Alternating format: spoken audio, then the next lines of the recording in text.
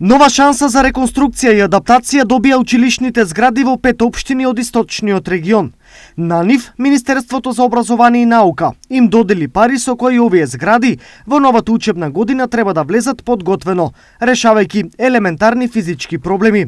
Станува збор за општините Свети Николе, Берово, Македонска Каменица, Кочани и Делчево.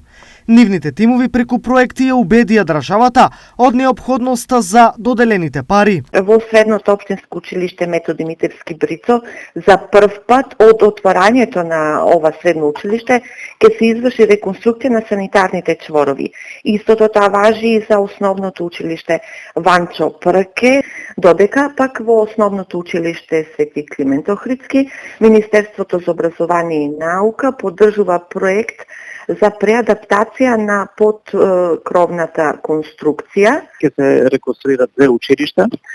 Основното училиште Никола Каракраве, што ќе се смени кровот и ќе се направи енергетска ефикасна фасада. Средства се издвоени, односно одобрени средства во износ од скоро 10 милиона, односно 9 милиона 900 илјади денари. Исто така ќе се реконструира енергетска ефикасна фасада, ќе се прави и на музичкото училиште Ристо Јуруков, каде што исто така еден од тоалетите ќе се адаптира за лицата со посебни потреби. Сепак, во регионот има многу други училишни згради кои се во крајно лоша состојба, но тие и понатаму ќе останат такви, бидејќи многу често директорите на училиштата не изготвуваат елаборати и не поднесуваат барања за добивање на средства. Начено е да имаме проактивни градоначалници, проактивни директори да припремаат проекти и да побаруваат финансиски средства на веќе подготвена документација.